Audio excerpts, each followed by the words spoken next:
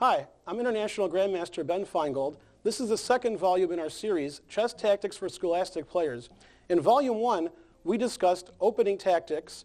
In Volume 2, this volume, we discussed middle game tactics, specifically checkmate. In the next volume in our series, we're going to discuss endgames. There are different types of endings, and when we get to that video, we'll do some tactics, and we'll do some other kinds of endings that are even more interesting. This video will concentrate on the essential elements of checkmate, especially in the middle game. The middle game is the part of the game after the opening, generally between moves 15 and 35, where there are lots of pieces on the board, and checkmating the opponent's king is the main objective. We hope you enjoy this video. Let's go to our first position. Let's remember, not only are we talking about checkmate, more importantly, we're talking about the elements of checkmate, so that if you see one checkmate, you could recognize similar types of tactics and get other kinds of checkmates in different positions. So by looking at one position, you will be able to create similar or the same checkmate in other positions. Let's look at this example. In this example, it's White's turn to move. He has an obvious attack. He has a queen and a rook on an open line directed towards Black's king. So therefore, White has good chances for checkmate. The element in this position is cornering the king. You will notice the chessboard has 4 corners. When one's king is in a corner, it has very few squares to go to. For example, the white king is in the corner, but it's relatively safe. The black king is not in the corner, so it has squares to escape from White's attack. Therefore, before White commences checkmate, he must corner the black king. How can he achieve this? Let's have a look. In this position, if White plays the standard queen takes pawn check, notice how the white rook is protecting the queen. Black simply escapes, king to f8, and White's attack is almost finished, and no checkmate is in sight. But let's go back. Do you see a move that White could play that would not allow Black to put his king to the f8 square and instead force him to h8? Let's have a look. Yes, queen h6. From the h6 square, we have an x-ray to f8. This is check. The king can't go to f8 because he would still be attacked. And this is almost checkmate, not quite. Black has one square. It's the corner square. Now he's cornered. And now we play queen takes h7, checkmate. Notice how the white rook is protecting the queen. The king is in the corner. It has no squares to move to, and White wins. Not only did he force him into the corner, we call this a finesse. Queen h6 check, stopping the king from escaping, and forcing him to a square he doesn't want to go to, and White has quick checkmate. In that example, it was very tempting for White to capture a pawn with check. Unfortunately, this would force the black king away from the attack. Instead, White played the finesse, queen h6 check, forcing the black king into the corner, and then and only then did he deliver checkmate. Now this next example is one of my favorites because it came from one of my chess games. This was played in 1992, and I had the white pieces against the Russian Grandmaster Yuri Balashov. This was played in France in the last round of the tournament, and the winner would tie for second place. There are 3 elements that are important in this position. The first element is sacrifice. The second element, which we've already covered, is called cornering the king on the corner. The third element, which is the most exciting, is discovered attack. Discovered attacks can be brutal. Let's have a look. In this position, White has a queen, a bishop, and a rook near Black's king, and it looks very threatening. And in this position, Black made an error which allowed all 3 elements to checkmate his king. He played pawn to g6, attacking the white queen. And this turns out to be a mistake because now White has a sacrifice which allows a discovered attack leading to checkmate. Let's have a look. I played queen h8 check. One of the most exciting moves you can play in chess is a queen sacrifice. It rarely works, but when it does, it's devastating. And when you sacrifice your queen with check, it's very likely your opponent is forced to take it. Forced moves. This is the way you checkmate your opponent. You don't give them many options. So what does Black do here? He must capture the queen. Now you'll notice the black king is on the same line as my rook, with the bishop in between the pieces. Therefore, I played bishop takes pawn, and not only is this discovered check, it's also double check. The bishop and the rook are checking the black king. When two pieces are checking one king, the king must move. You cannot block both pieces or capture them both. Therefore, black's move is forced. Black must play king to g8. And now, because the bishop is protecting the corner square, I'm able to play rook to h8, checkmate, and thus win the game. This was an exciting finish and a nice way to finish a tournament, tying for second place, and beating a grandmaster to boot. Oh, sorry. Sweet memories, that game. Sacrificing my queen. What did we learn from that? You must be careful of discovered attacks and queen sacrifices. When your king is wide open and exposed to attack, make sure there's no discovered attacks and checkmates against your wide open king. Our next position is also one of my favorites, and you can guess why, because it's one of my chess games. I played this game 3 years ago in the year 2002 in Ann Arbor, actually, my hometown, Ann Arbor, Michigan. And I was white against local player David Kvadze. Let's have a look at the position, shall we? You will notice the king is very exposed. This is an important element to checkmate, having the opponent's king out in the open where you can get it. Sometimes the way to attack the opponent's king is to sacrifice. What is a sacrifice? It's when you give away some material, a bishop or a knight or a rook, occasionally even a queen, as we've seen in the previous example, with the intention of getting more attack on your opponent's king. Because normally in chess, you want many pieces to checkmate the king, but if you can sacrifice a piece to attain your checkmate, that's more important. And that's what happened in this position. You will notice the black king has no squares that are safe. My white rook on f1 is controlling the f file. The king can't go that way. And my pawns and bishop and knight are controlling the squares in front of the king. All I need to do is put black's king in check, and that could be checkmate. Unfortunately, if I play the obvious d5 check, this gives black an escape square, king to e5, and there's no checkmate in sight because all of my pieces, the minor pieces, are not controlling the dark squares. Those pieces can only move to white squares, and I'm giving black e5 and d4 for his king, and there's no possible checkmate. That's unfortunate. Luckily, there's a better move for white. White must check on d5, but leave his pawn on d4 to control the e5 square. Do you see how you can achieve this goal? Yes, you can play bishop to d5 check, a bishop sacrifice. Black only has one legal move. C takes d5. And now, white simply recaptures. C takes d5. And this is checkmate. The knight is protecting the pawn. The two pawns stop the escape squares, as does the white rook. And this is how the game concluded. And this is a good lesson for you. Don't walk your king up the board. When the other person's pieces are there, you may get checkmated. Notice how white's king is very safe away from the black's pieces. What does this show us? What elements? Well, the exposed king and sacrifice. And most importantly, not only must you check your opponent to checkmate them, you must control all of the squares the king has to escape, and then there's no way to get out, and it's checkmate. Luckily, 3 of the escape squares that black has are protected by his own pieces. The king cannot capture his own pieces like he'd like to, and that's one of the elements of smothered mate, where his own pieces are stopping him from escaping. It's an unfortunate problem for black. Luckily, I had white. Well, that was quite interesting. My opponent's king was exposed in the center, and I found a quick way to checkmate his king and keep all the squares near his king protected so there was no escape. Now, to continue with our sacrificial theme, where we're giving away material for other advantages, let's talk about one of my favorite tactics and an element to checkmate, and that's deflection. Deflection is when you force one of your opponent's pieces to a square he doesn't want to go to, and this is an excellent example.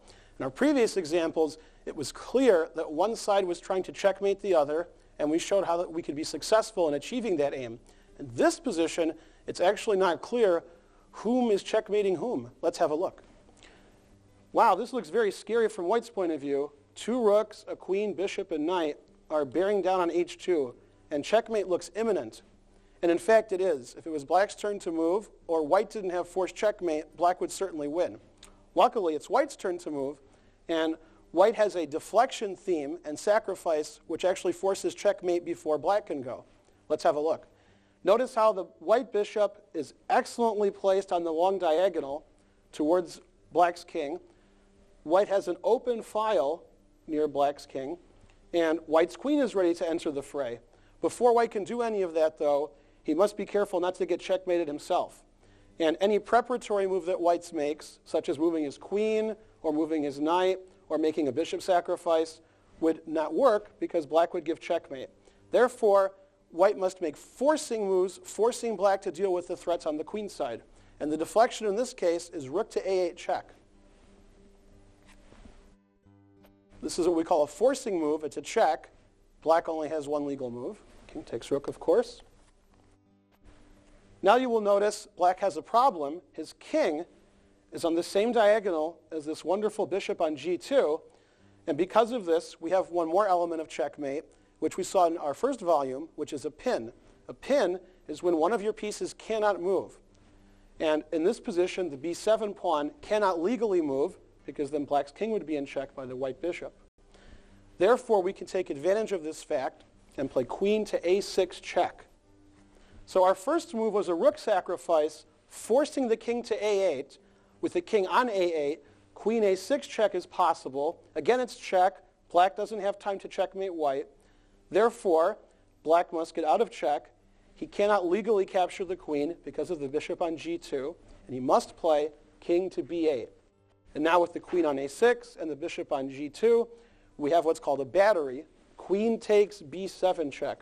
And we talked about batteries in our first volume. That's when two or more of your pieces work together to give checkmate. The bishop and the queen in this instance are protecting each other, forming a battery, and thus black is checkmated. That was a three-move checkmate, very difficult to find. But we'll see in another example a very similar checkmate on the other side of the board. In that example, white was in a lot of trouble as black was threatening checkmate on the move. However, since it was white's turn to move, he used a deflection sacrifice, rook a8 check, forcing the black king to the diagonal where the white bishop had lots of power, thereby allowing his queen to come in with a killer blow on a6, followed by checkmate. A nice example of deflection, a pin, and checkmate on b7. Now in this example, it's very similar to the last position we looked at, but we put everything on the other side of the board, the king side. In the last example, white gave checkmate on the queen side by making very similar sacrifice, a deflection that we're going to do in this example. Let's have a look. Well, in this position, black has a material advantage. He has a queen and two rooks, and white has a queen, a rook, and a bishop. We therefore say black has a rook for a bishop, which we would call the exchange ahead. That's called the exchange. And when you're down the exchange or behind, usually you lose. However, the black king is almost cornered. It can't move backwards because of the rook on d8. It can't move forwards because of the pawn on h5. And two of its own pawns are blocking it. And no black piece is near the black king. And so white should be looking for checkmate. He has a big attack on the king. And we have a similar checkmate to our last example, another kind of deflection, where we play rook to h8 check. A brilliant sacrifice. And sacrifices are always fun to play, but they're more fun to play when they work. Again, black's move is forced, king takes rook, and now the white bishop is very strongly placed on d4 on the same diagonal as the black king. This is deflection, where we force the black king to a square he doesn't want to be. White plays queen takes h6. This is not technically a queen sacrifice, as g takes h6 is not allowed. That is an illegal move, because then you would be in check. And this is very similar to our last example, but we're showing it from the king side. Black must play king to g8, and once again, queen takes g7 is made. Another three-move checkmate. Very similar to the last example, almost ending in the exact same position, but in a slightly different setting. If you can recognize these checkmates in different settings, then you'll checkmate your opponent as well. Just as in our previous example, there was a sacrifice with a rook on h8 instead of a8, causing the same deflection, and again, the bishop on the long diagonal pinned one of black's pawns, allowing white's queen to come in with devastating effect. The two examples we saw were on different sides of the board, but had the same effect. Checkmate in front of the black king. Continuing with our sacrifice theme, we have the following position, which involves an extremely exposed white king. Normally in chess, you'd like to castle or keep your king relatively safe. In this position, white did no such thing and gets in lots of trouble due to this fact. And we see the king on d4, not an optimal square in the opening, or in any part of the game, I would say, except maybe the endgame. But here, black has many pieces on the board, and white gets in lots of trouble. And one of our favorite themes so far is sacrifice, and we can actually force the white king to get even more exposed. So black played the brilliant move, bishop to c5 check, basically giving the bishop away, but forcing white even closer into black's territory. White could play king to d5 and decline the sacrifice, but he's still moving towards black's position, and black could play queen to d6 checkmate. Notice how the black knight controls the c4 square. In checkmate, probably an even more important element than checking the king is defending all of the escape squares. If you're not protecting the escape squares, it's merely check. But notice how, of all the squares white's king can go to, they're all well protected by black. So white figures, I might as well take the bishop if I'm going to go forward. And now, once again, white has many escape squares. Black plays queen to b6 check. This controls 3 of the 4 escape squares that white had available, b5, b4, and by x-ray d4. White only has one legal move, king to d5. And once again, we have queen to d6 checkmate. So again, a 3-move checkmate involving a bishop sacrifice, and white's king was simply too exposed. You cannot walk your king up the board in chess and expect to live. And in this position, black gave a brilliant checkmate, and the game ended very quickly. In this example, white's king was extremely exposed, and black wanted to do a quick checkmate, and did so by sacrificing a bishop, thereby exposing the white king even further. White's king was forced up the board towards black's men, and black checkmated white quite quickly. And now let's look at this example. This is quite interesting because we have many elements. We have the cornered king, and we have sacrifice, and actually we have more than one sacrifice. We have a double sacrifice. So this will be very interesting for you. In this position, you will notice the white king is cornered, and so black should have a quick checkmating attack. In this position, the king is trying to escape to the g-file, and black's rook is on the g-file, which looks like it may prevent the king from escaping. However, due to the white rook on g3, white has the g2 square available. What black wants to do is deflection. Deflect the rook from the g-file, forcing it away, thereby making this rook have total domination. And that's what black does with the following sacrifice, bishop to f3 check. The king can't go to g1 due to the knight on h3. The king can't go to g2 due to the bishop. White must capture the bishop. And now you will notice the total domination of the g-file by the black rook. And now black has 2 ways to checkmate, which end in the same position. Plays knight to f2 check. He could also move the other knight to f2. White must capture. And knight takes f2 checkmate. We eliminated the rook from the g-file, and only then did we check the king in the corner once he couldn't escape. And white's pawn on h2 prevents his king from moving forward. When your king is cornered, the other side may checkmate you. When you have your opponent cornered, that's when you want to go on the attack. In this example, white's king started in the corner. He was about to escape, but black found a very clever bishop sacrifice, forcing the g-file open so that black's rook controlled the g-file. Black was able to play knight f2 check, checkmating the white king in the corner. The corner is not the safe place for your king when your opponent has many pieces attacking it. In the next example, we're going to once again look at deflection as well as smothered mate. In smothered mate, one side's pieces stop his king from escaping checkmate, which we'll find in the next example. So in this position, once again, we see a king near a corner with no legal moves. Notice how the queen and the bishop are stopping the black king from moving. Unfortunately, white still wants to get his rook into the attack, but this very strong knight is blocking the rook. But we can deflect the knight and force a checkmate on black's king. Let's see how that works. Queen to h8. Notice the battery effect, bishop and queen, and it looks like checkmate, but black has one defense, his only defense. The knight captures the queen. As we saw previously, we deflect a piece, and that allows us to give checkmate due to the piece's absence. Knight was on g6, blocking the rook. It's no longer on g6, and we have rook g7 checkmate. The bishop protects the rook, and it's a smothered mate due to the fact that the king on h7, his escape squares are stopped by his own pieces. An unfortunate finish for black, a queen sacrifice, a brilliant finish for white, followed by smothered mate. Once again, we see deflection as well as smothered mate. White plays a queen sacrifice, everybody's favorite. After the queen sacrifice, the g-file was exposed, thereby allowing white to play rook g7, checkmating the smothered black king. In the following example, it's pretty clear which side is trying to give checkmate. Black's king is trying to escape white's onslaught of the queen, the rook, the knight, and the two advanced pawns. White's king, on the other hand, is relatively safe behind all this cover.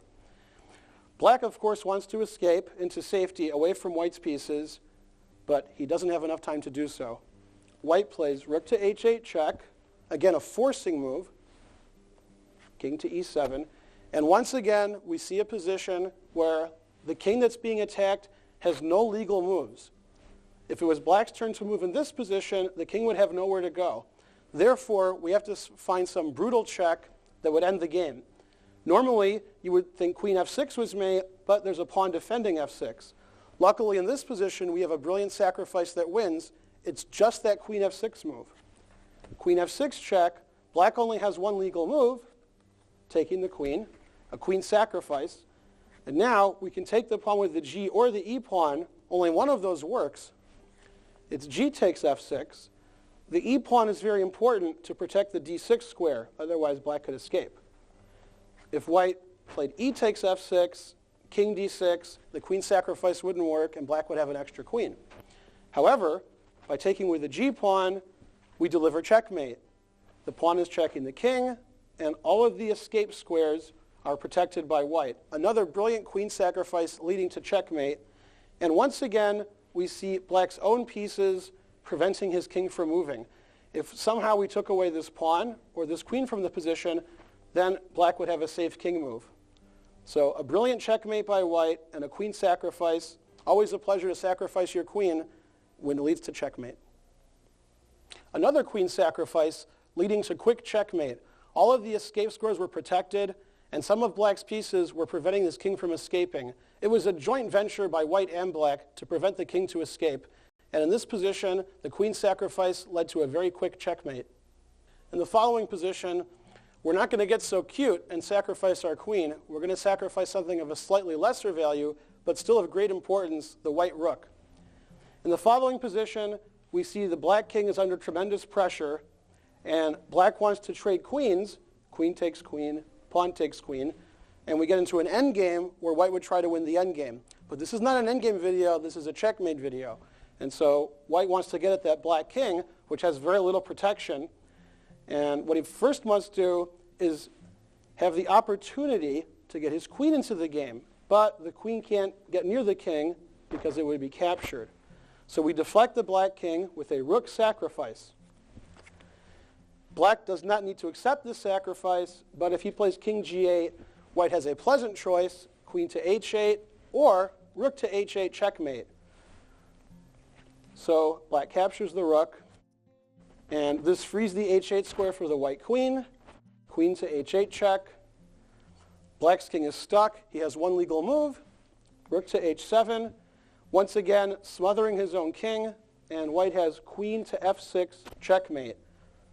The king is trapped by the rook and the pawn, and white's queen delivers checkmate with the aid of the g4 pawn, stopping the king from moving forward. Now this is an example of sacrifice and deflection and attacking the exposed king.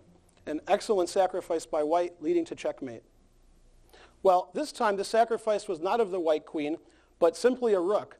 By sacrificing the rook, we deflect the black king from h8, thereby allowing white's queen to enter the fray and deliver quick checkmate to the trapped black king. Our next position is my favorite in the whole video because it involves removing multiple defenders. This is very unusual and very difficult to achieve. It also involves more than one sacrifice. In the following position, again, we see the king is cornered on h8. And if only somehow we could play knight to g6, that would be checkmate. In this particular position, g6 is probably the most protected square on the board. h7 can capture, f7 can capture, the knight on f8 can capture, and the knight on e5 can capture. And strangely enough, we can remove all 4 defenders in 2 moves. It's a very exciting position, and it involves 2 sacrifices.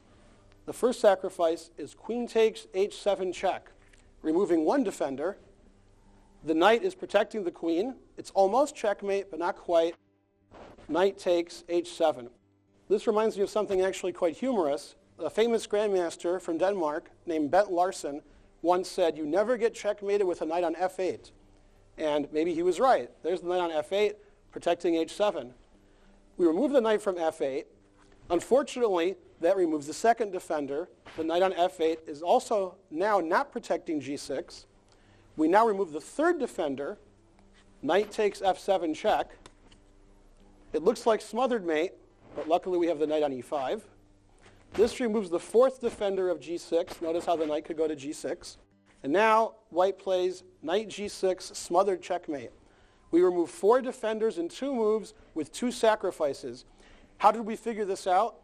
Well, we saw the king in the corner had no place to go, and all we had to do was somehow deliver a check without being captured. White was able to do so. This required 2 sacrifices, and is probably the most brilliant checkmate in the entire series.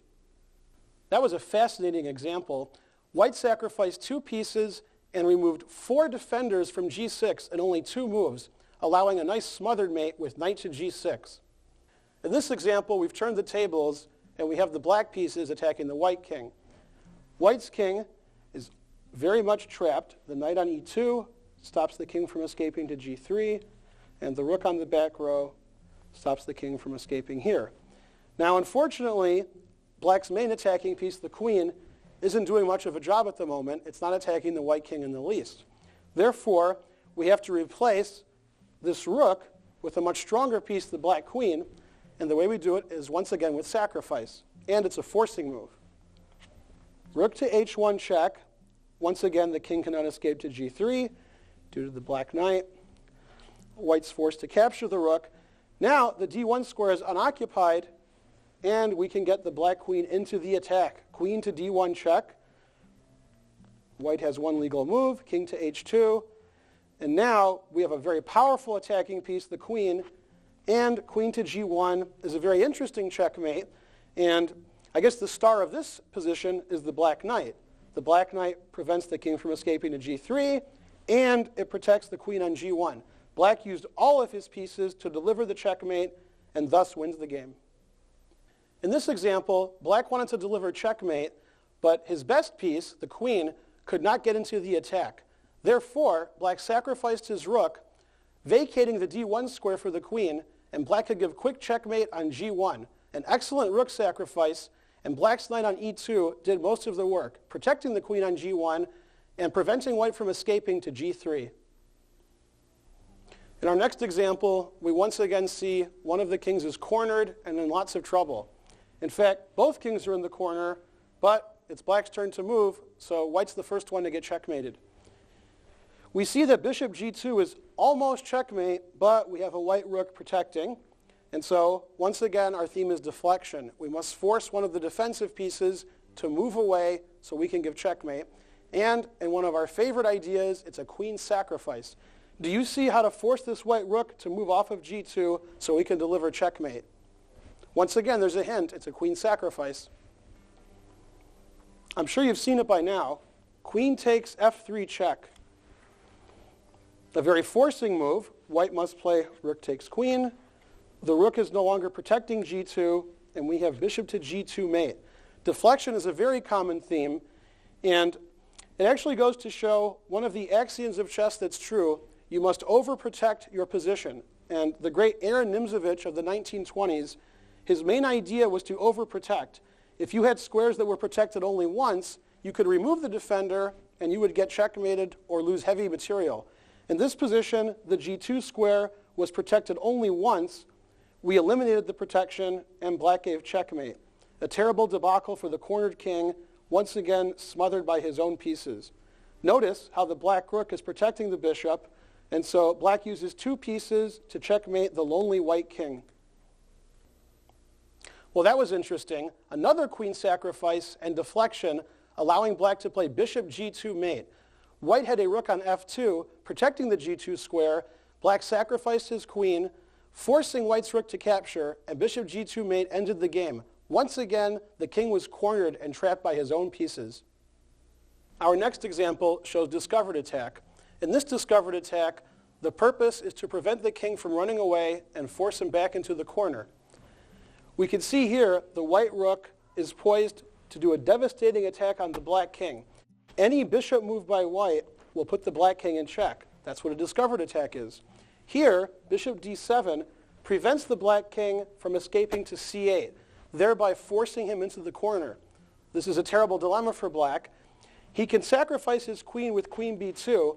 That delays the inevitable, but we'll just assume that he moves his king into the corner, as he'll be forced to do in any case.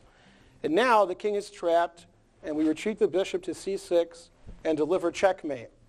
Very interesting example. If we go back to the original position, we see that on other bishop moves, black can simply play king to c8 and escape. And if white plays bishop to a6, protecting c8, king to a8, and now there is no bishop to c6 checkmate. Bishop to b7 is not checkmate because the king can go to b8. And white once again has more discovered attacks. So in the original position, the cleanest way to win is bishop to d7, preventing king to c8, discovered attack on the king is forced in the corner, bishop c6 checkmate. A very nice way to finish the game. And it was very important for white to deliver checkmate in this position, as white had already sacrificed his queen. Black had an extra queen, and white had to do something quickly or he would lose the game. A very nice finish. Another example of discovered attack. The purpose of this attack was to prevent the black king from escaping from the corner. After bishop d7 check, black was forced into the corner, and white played bishop c6 mate, now that the b file was open for white's rook. Our next example employs 2 of our main ideas, pin and a battery. Battery we haven't seen in a while, and pin is actually the most common of our tactics to deliver checkmate. Let's have a look.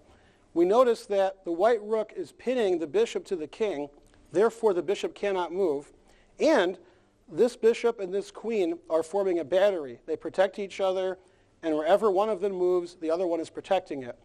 And of course, this is a checkmate video, so we want to checkmate the black king. Because of our battery and because of our pin, we can play queen to h6 check. It looks like black has 2 ways to capture the queen. This looks like a disastrous move for white. However, it turns out that neither way is acceptable for black. King takes queen is not allowed due to our bishop on e3. And as we stated previously, bishop takes queen not allowed due to the pin. This move is devastating for black. He has one legal move, king to g8. And white has many ways to win, but the quickest is queen takes bishop on g7 checkmate. The battery was quite effective, making the bishop and queen protect each other, so the queen could infiltrate the open space of the black position, attacking the black king. The white rook was excellently poised on f7 to pin the bishop, and checkmate was thus delivered quite quickly. An imminent debacle for black, a terrible denouement, and white wins very quickly. Notice, white's king itself is very safe behind all of its pawns. A nice demonstration of battery and pin. Here, we saw 2 of my favorite ideas, a pin, the white rook pinning the black bishop on g7, as well as a battery, the queen on f4 and the bishop on e3, thereby allowing white to play queen h6 check. But black was not allowed to capture the queen and had to play king g8, allowing quick checkmate, queen takes bishop on g7 checkmate. Queen h6 check was quite a nice move, and I'm certain that black overlooked this possibility because he thought both of his pieces could capture the queen. Only after queen h6 was played did black realize he must play king g8, allowing checkmate. This is an interesting example because it's difficult to tell which side is trying to deliver checkmate. Both kings are exposed, and both have pieces attacking them. Fortunately for white, it's his turn to move, and so white can deliver checkmate first. Let's have a look. Black actually is quite safe with 3 pawns in front of his king and with a rook defending the back row. Therefore, we must invoke a deflection. We must get the rook off of the back rank and get rid of the safety for the black king. Notably, the f7 square, where white has 2 attackers. White plays a brilliant queen sacrifice, and we've seen lots of queen sacrifices so far. Queen takes f7 check. It's pretty obvious that king h8 is unacceptable due to queen takes rook mate. King takes f7 is illegal due to the white rook on f1. Black's move is forced. Rook takes f7. After rook takes f7, the black rook has left the back rank, and it's no longer safe for black, and white has the devastating check, rook to d8.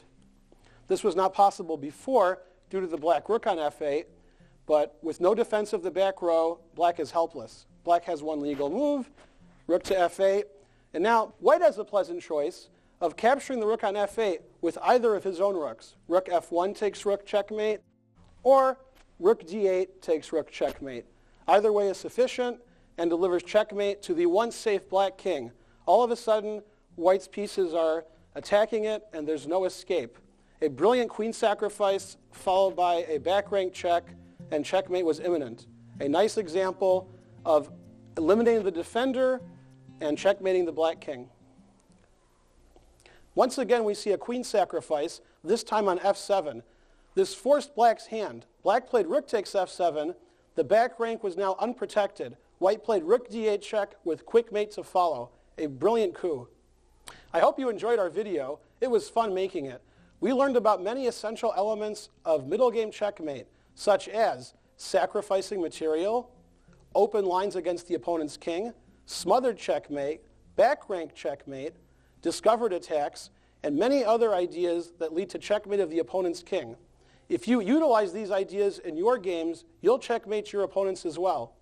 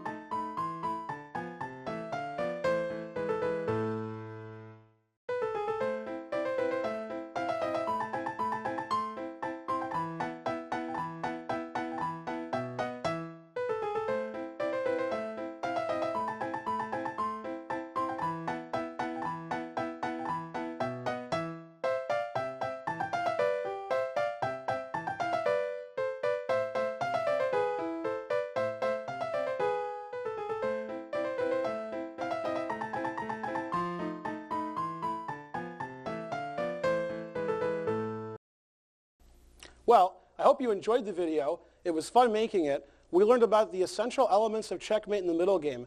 Some of those elements include, I don't know, line. Was it fun making it? Oh, yeah, it was great. Some of those elements include,